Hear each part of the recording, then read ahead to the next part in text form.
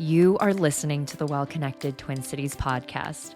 I'm your host, Cynthia Shockley, and I'm here to learn alongside you through meaningful conversations with health and wellness practitioners. This is your time to experience some mindset shifts, learn practical tips, and get excited about what is possible. We want you to own the power of choice in your personal well-being journey. Let's discover what's possible right here in our Twin Cities community.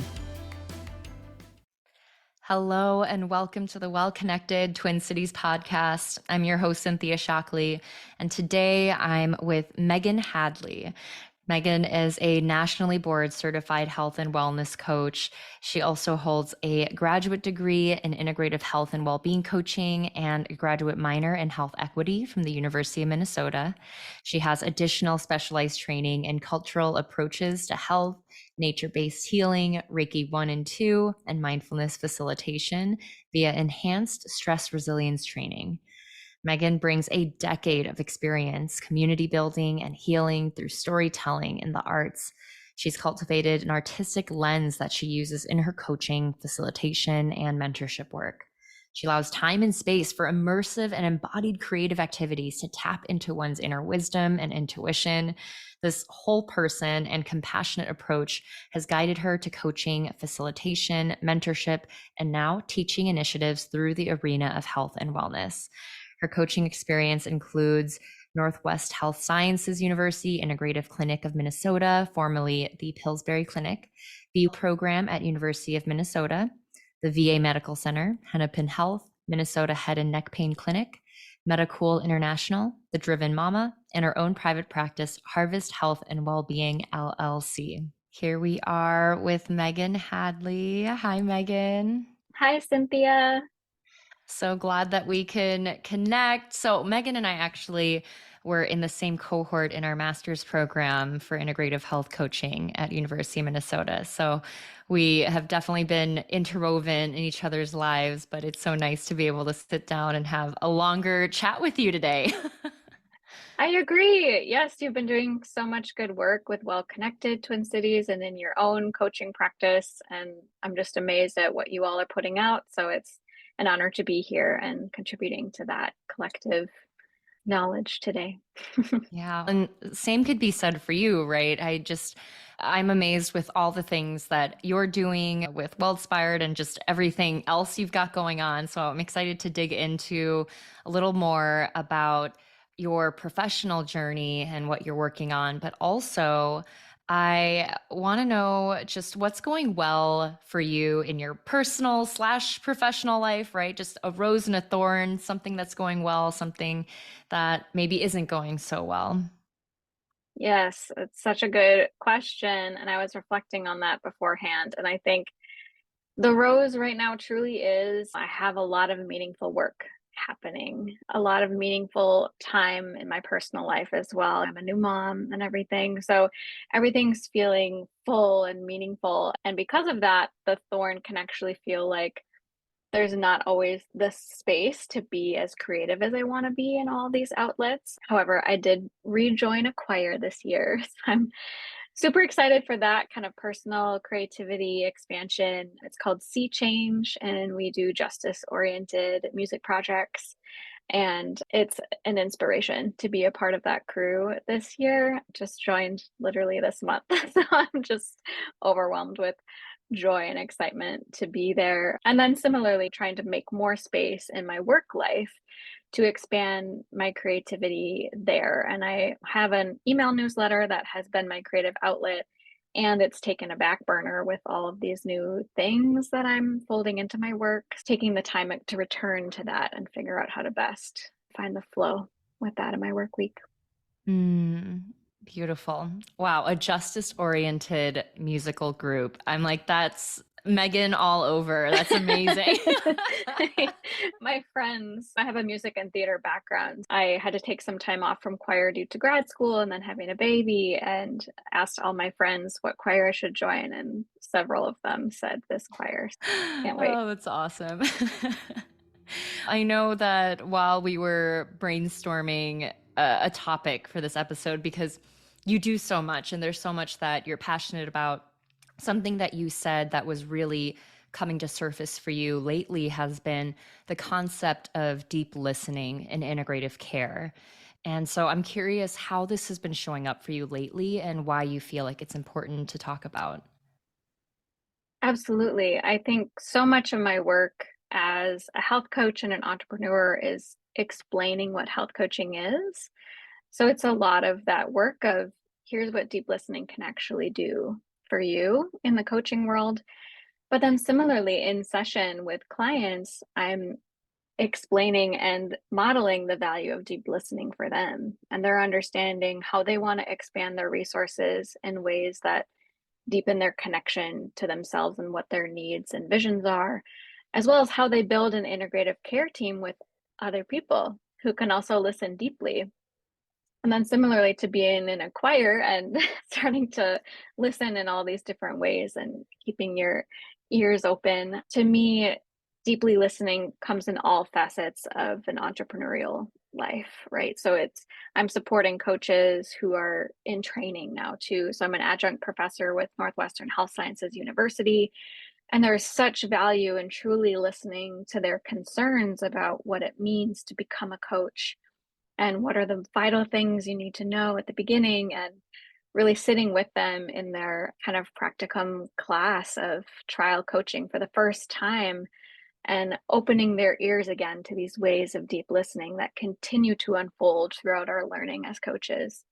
And then on the other end of the spectrum of professional support for coaches, I'm supporting coaches who are board certified and in the field and maybe have been doing this several years, decades even, supporting their professional development, supporting what do they want that to look like, right? We had so much structure in our coaching programs to begin with, and then we're certified and out in the world feeling so disconnected from one another. So my work with Wellspired really allows me to listen deeply to professionals about what they need and what's missing. So that to me has been profound, as well as just the generic act of deep listening and community with each other, right? In kind of this post 2020 era of I've always wanted to be this justice oriented person and have known that this is a lifelong journey for me. However, the collective consciousness around how we do that and how we unlearn and relearn and remember ways of being that connect us back to our root culture and connect us back to each other can be deeply transformative. So I think deep listening is too an act of anti-racism and collective care. So it just is that underlying pulse in everything that you're doing.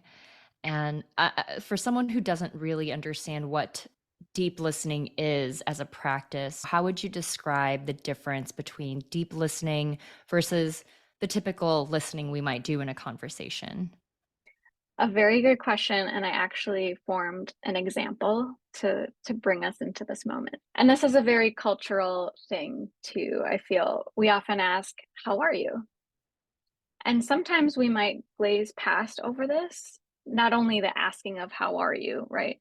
"Hey, how are you?" but also our response to the people we're in conversation with.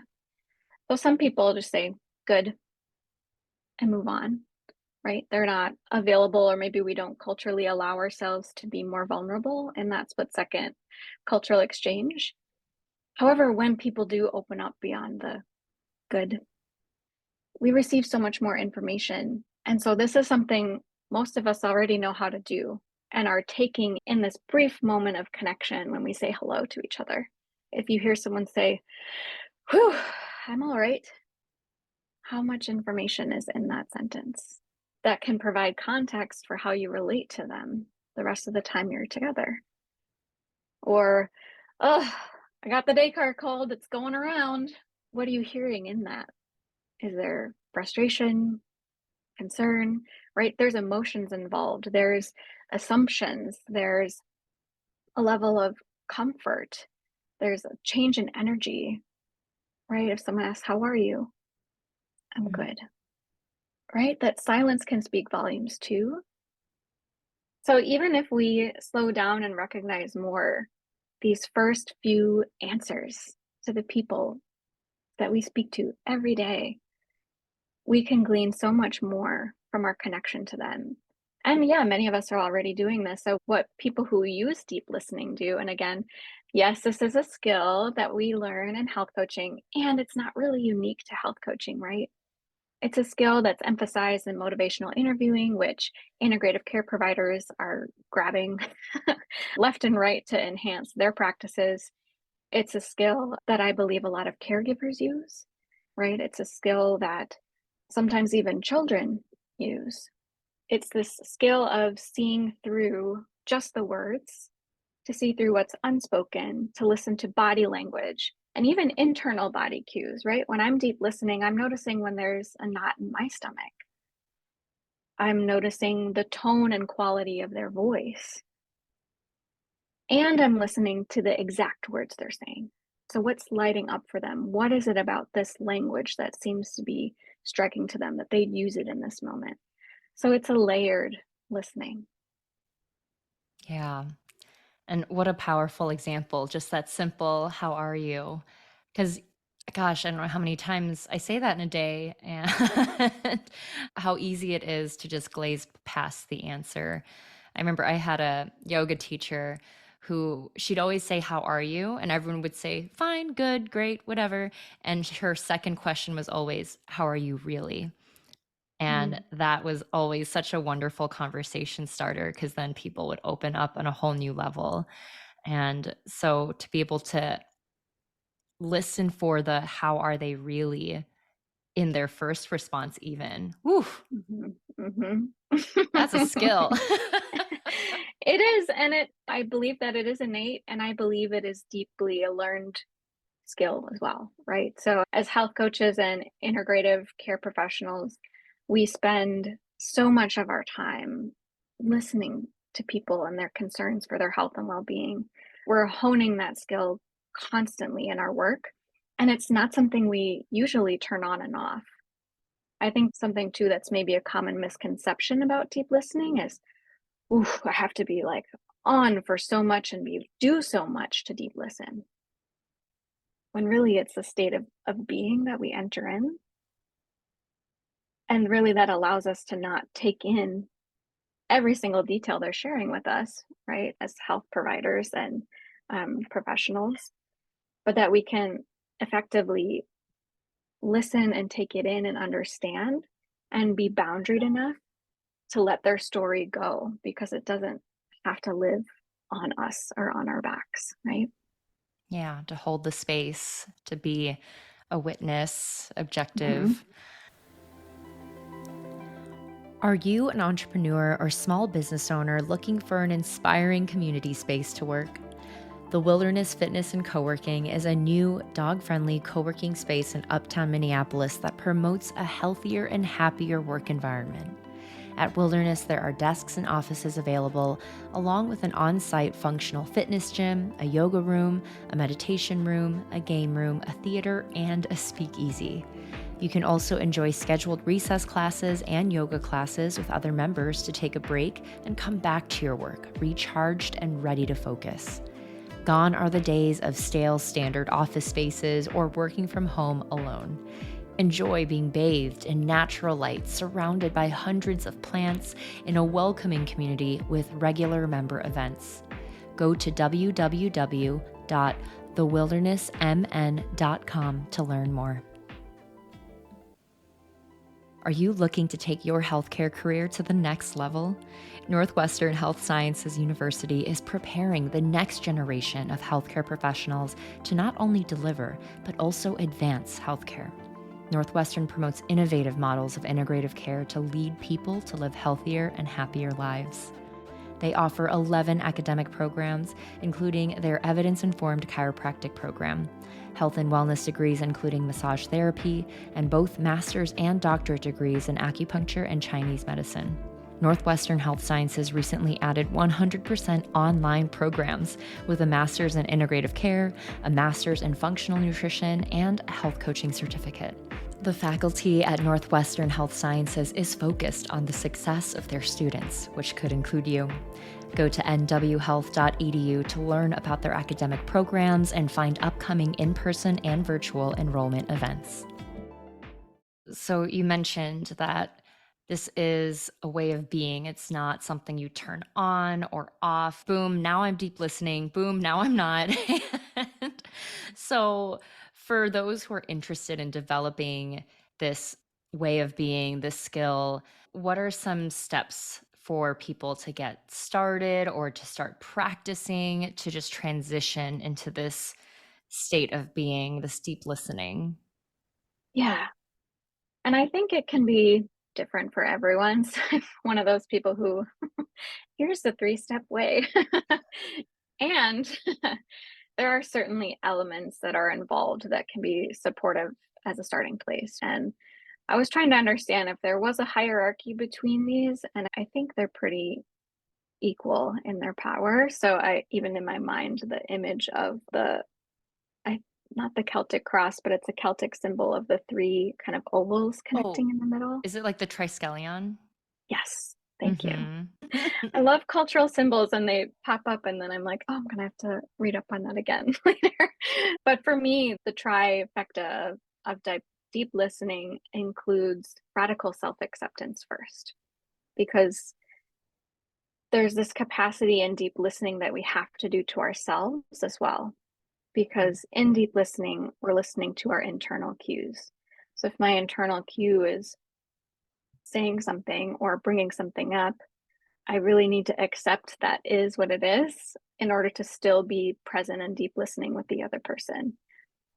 So it's a radical acceptance of the self combined with mindful presence, right? So not only do we need to mindfully be present with someone else, and I can talk a little bit more too about this intersection with mindfulness, right?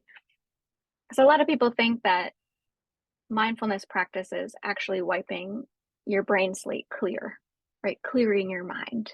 And that is where the peace is found. And honestly, if you look into the neuroscience of it all, even the monks who meditate years on end cannot wipe their brain for longer than 14 seconds at a time. That's just not humanly possible. Our brain is an organ that generates thoughts. And so the work of mindfulness is, again, accepting those thoughts that come up and discerning what to do with it. So if it's hunger, okay, that's important for now. And I'm in a podcast recording with Cynthia, so I'm not going to get a snack, but I will after this. And then the third kind of thing beyond radical self acceptance and mindful presence is also non judgment. Because when those things are coming up about ourselves, right? Ooh, I'm having a judgment come up. I'm feeling a certain way about myself or the person I'm in relationship to. How can we hold each other and ourselves in positive high regard so that, again, we can just enter that state of being where we're listening to ourselves and the other person and also listening to the relationship, right? There's a dynamic between us that's happening that I need to listen and pay attention to. So those are the 3 main things that I feel like anyone could cultivate. But similarly, it's one of the main drawbacks that people find when they try to do this, or when they start to notice, okay, what's my internal processing as I'm listening to someone? Often we'll find we're rehearsing what we are saying while the other person is speaking. So instead of fully listening and following every word that's coming out of their mouth, we're thinking of the next story to tell or the next meeting we have versus being truly present. So that can be fun to to play with and notice as well. And as someone being listened to, we've all had this experience where we feel like the person we're talking to just isn't hearing us because we're sharing a Mhm. story we want them to be curious about or to expand upon. And then they just jump to a different story. And you're like, where did that come from? Because they weren't even paying attention. Mhm. And it's very frustrating to feel unseen and unheard.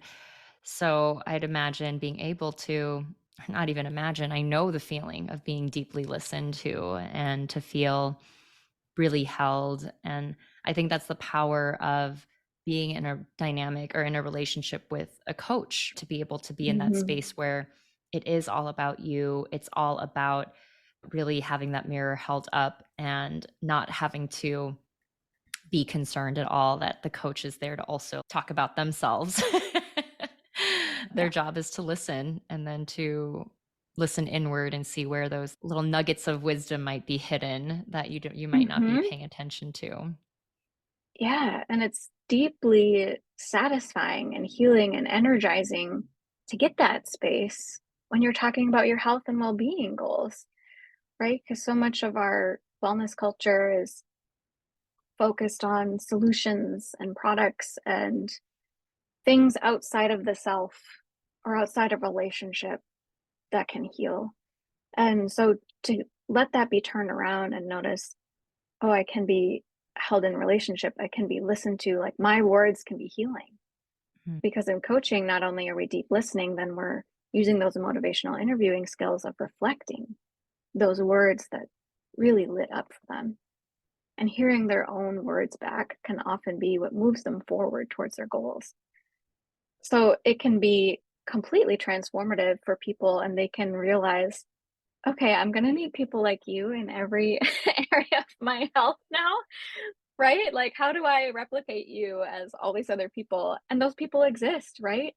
At Northwestern Health Sciences University, these students, all of them that I have in class right now, have other integrative care disciplines already set to go, right? They want to be doing it all and adding these coaching skills to it.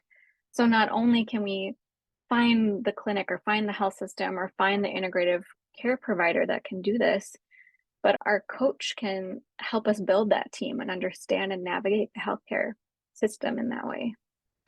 That's just so cool to think about all the different students coming out as professionals and the people who are already out there who have this way of being.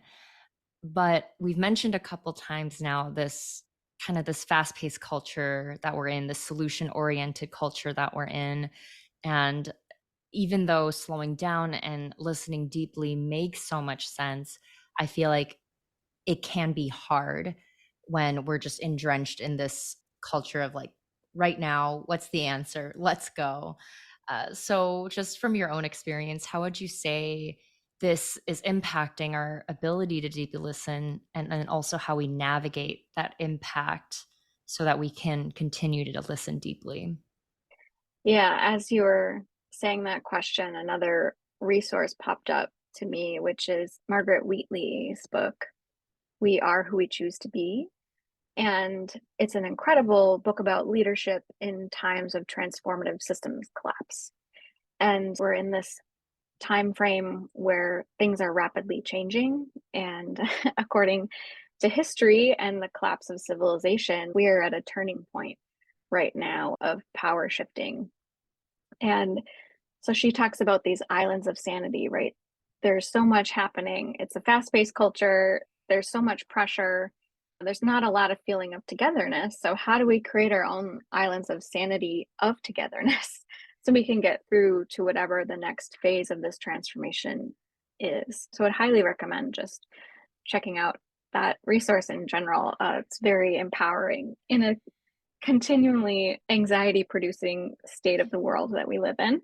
And I think, there's so much in this that to me is cultural work, right? Cultural self awareness, cultural connecting. In my graduate program, I did a graduate minor in health equity through the School of Public Health. And we worked directly with the Cultural Wellness Center in some of those classes. And I've been involved in a local group for centric or Euro historical root culture type people called Healing Roots. And the work there is really centered on learning three facets to move through this cultural work. And it's root culture. We focus on root culture, our mainstream American culture, and white culture, right? Which includes white supremacy culture. And some of the tenets of white supremacy culture, of course, I'm not a scholar in this area. I just also a lifelong learner here. But as I was reflecting on your question of how this capacity to deeply listen is impacted by culture, I think some of the main tenets of white supremacy that I see show up are one right way, right? So in our minds, we think And a lot of people come to coaching think, okay, I'm meeting with a coach to learn this one right way forward, to meet my movement goal or contribute to a different nourishment habit, what have you. And they think there's one right way. And often that's the way things are marketed too. There's one right way to deeply listen. I told you from the start that's not true. And then similarly, another tenet of white supremacy culture, the right to comfort and fear of conflict. So often when we're in conversation with people and something comes up that maybe triggers in us some kind of activation of, wow, that brings up some things I haven't processed yet, whether that's trauma, whether that's discomfort, whether that's, yeah, maybe just on alignment with what their life is happening. You have no idea what happens in conversation with people, right? So sometimes people turn off in conversation because they're not ready to engage themselves with that content, right? And then there's also a fear of conflict of, okay, this person's maybe has a different, totally different belief system than me. How could I possibly deeply listen to them when I have a different belief system? Right? So there's so much disconnect in the binary that exists politically in our American culture right now. And it's that fear of conflict, being able to really connect with people and listen deeply without getting so activated and frustrated. And and that really ties in with another tenet, which is individualism, right? And that comes to the idea of when I'm talking to someone, I'm rehearsing what's next because I need to insert myself or it's about me instead of this conversation is actually about listening to them. And then I can be present and bring whatever comes up when they're done talking, right? I can trust that I'm empowered enough to listen fully and I don't need to share these things that remind me I'm human to them, right? A relationship is also just as important as an individual, if not more. And also the sense of urgency, you talked about that, right? That quick culture, right? Okay, I'm having a conversation. How can we get through and get to the heart of it and move forward, right? And so many corporate coaching gigs have such short coaching sessions, right? 15, 20 minutes long. I think for the national boards, when you're to become eligible, you have to have coaching sessions at least 20 minutes long. And I've never done a 20-minute session. I know it would be a whole nother skill set and a whole nother set of accessibility for coaching. And that sense of urgency to get to the heart of things just doesn't allow the space to truly explore the depth of something together in one conversation. That sense of urgency definitely comes up as well. And then as far as how to navigate all that cultural impact, that's a lot. I just said a lot, right? About how we're culturally disembodied from deeply listening. How do we move forward knowing that is the case? Again, a lot of this comes back to cultural self studies, even being aware that these elements are in place in ourselves, in our bodies, in other people, in our culture, in our relationships, so that we can build and craft those cultural connections ourselves to our root culture and have that capacity to have cultural humility and understand that we will never understand everything and trying to be okay with that. And then the final thing I'll just hint at really is relationship to nature, because one of the additional tenets of white supremacy is fear, like fear of disconnecting ourselves from everything else, right? So our connection to nature often connects us back to that root culture and sense of spirit in many ways. So even just cultivating that relationship to nature can be very grounding for people in a culture that really tries to disconnect us. Gosh, so many little light bulb moments I had while you were speaking around the impact of the white supremacy mindset and culture that's just naturally infused into our American culture. It is our history, it's our present. And so it's really making sense to me that when you enter into a conversation with these influences, it is hard to deeply listen. There's just different priorities that you've been instilled with. And so it's almost this like act of rebellion to deeply Mm-hmm. listen and to slow down. And I think it, like you said, to be able to reconnect with nature and remind yourself that you are also of nature. You Mhm. are not a cog in a machine, like you are a living, breathing, feeling being. And I Mhm. know that's something that's really important to you in your private practice. Well Connected exists to help you discover the practitioner that aligns with your values. We believe that finding the right fit should be simple and maybe even fun. When you visit wellconnectedtwincities.com, you can search for local practitioners by categories like chiropractic or herbalism, or you can search by condition or symptom in the directory to find practitioners of various healing modalities who can help. Discover over 100 local practitioners, browse articles, take classes, and listen to interviews by these very practitioners to learn who is the right fit for you.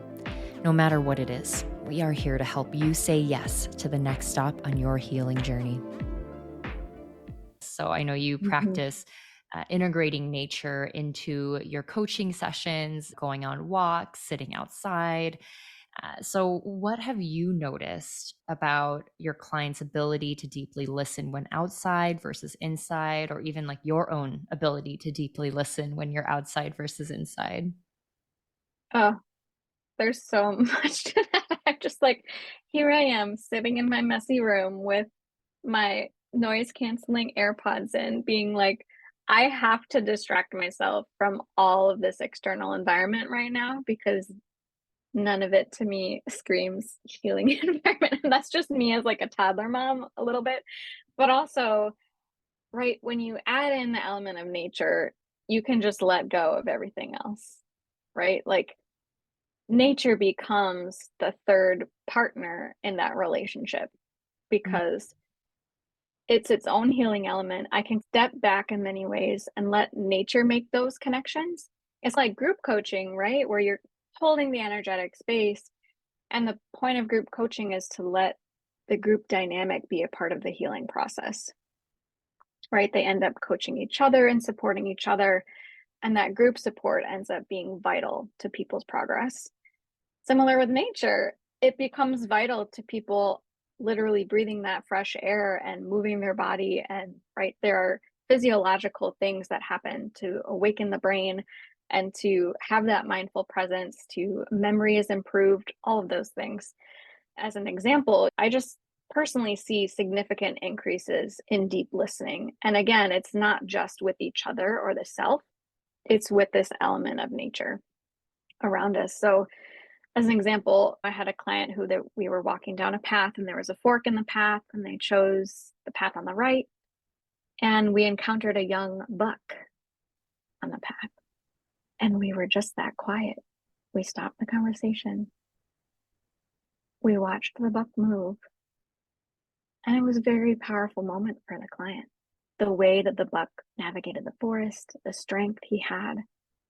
There are neural pathways making connections for this client that I can't possibly touch, right?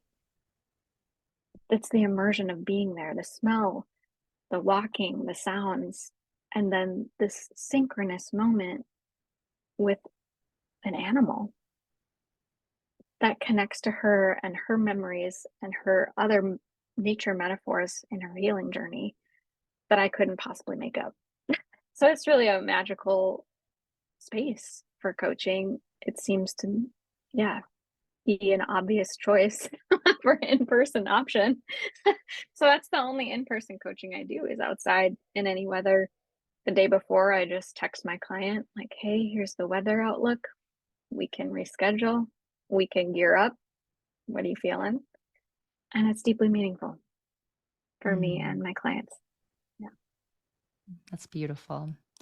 To be able to deeply listen, not only in the dialogue, but to nature, to observe, to notice, and then to invite in these insights that you wouldn't have otherwise because of just what's happening already around you. Mhm. Um, and there's always so much meaning you can infuse, and everyone's going to have such a different experience, right? Like the fork in the road, the buck walking by, like that's amazing. I know you typically you do your outdoor coaching. who do you typically serve? If a listener wanted to work with you directly, what might they expect, or who might be the right person to come and seek your services? Yeah. For that outdoor coaching with my private practice, I'm really learning that I'm starting to see people on the creative and educational spectrum. So, artists, activists, and academics, I've said, who are at risk of burnout, who are actively experiencing burnout, or have been in a recovery period with burnout and really want to keep that balance moving forward.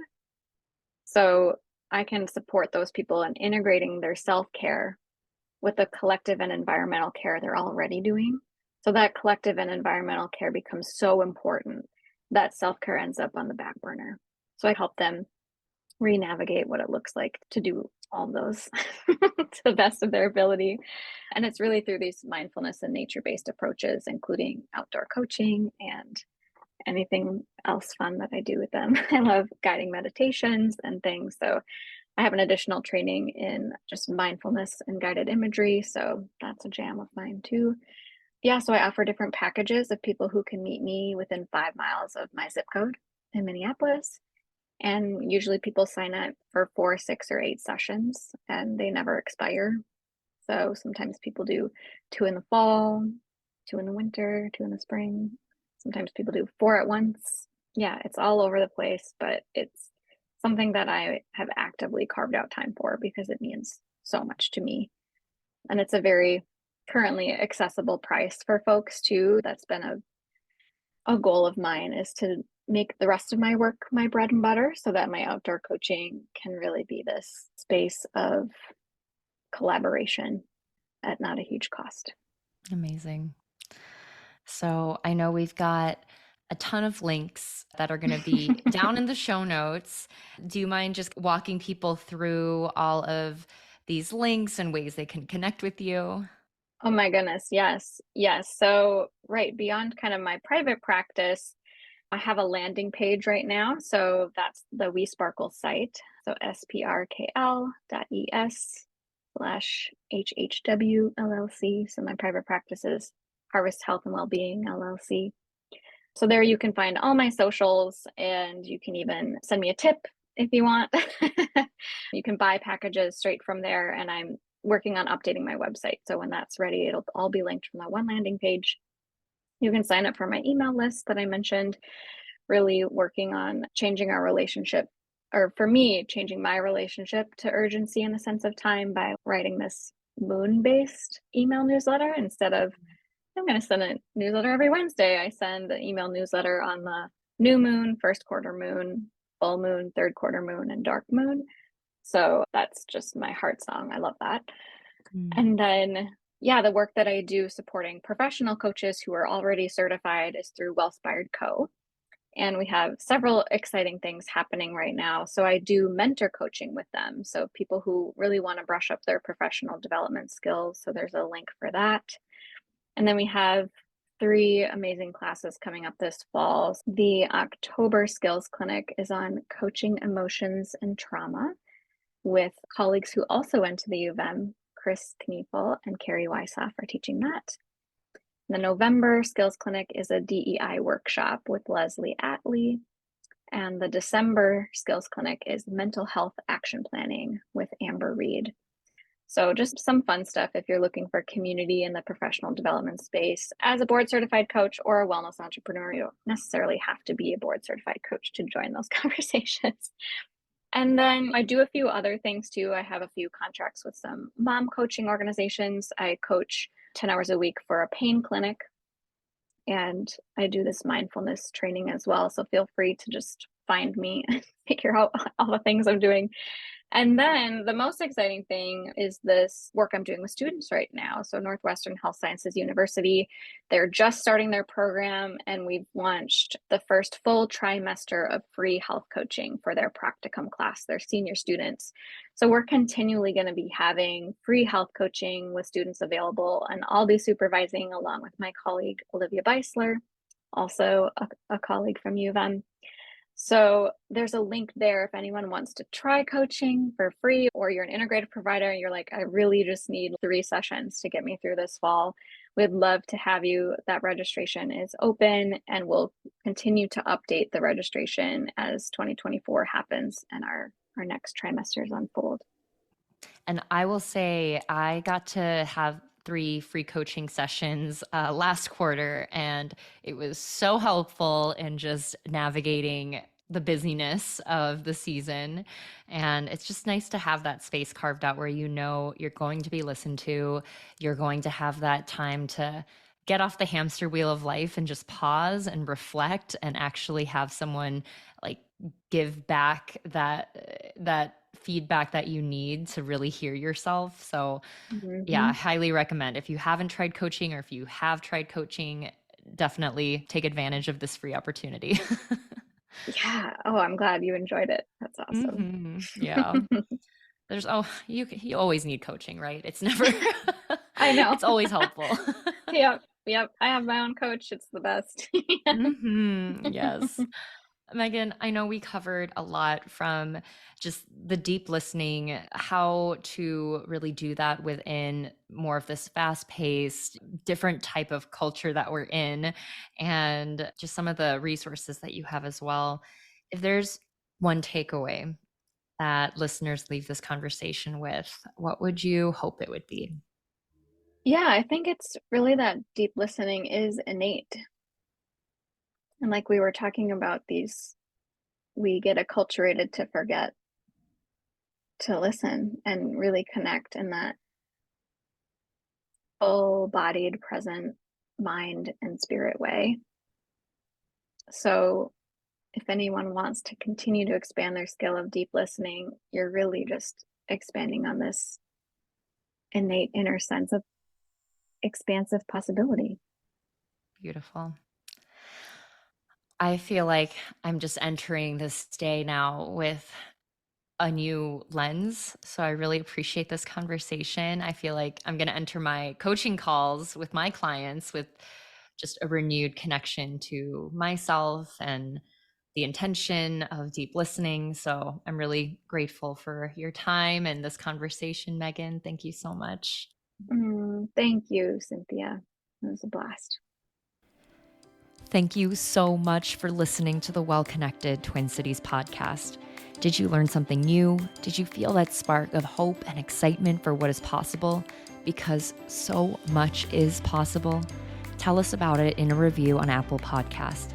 Not only would we absolutely love hearing from you, but these reviews help our ratings and help other curious minds like you find this resource. We are always better together. Thank you again, and see you next time.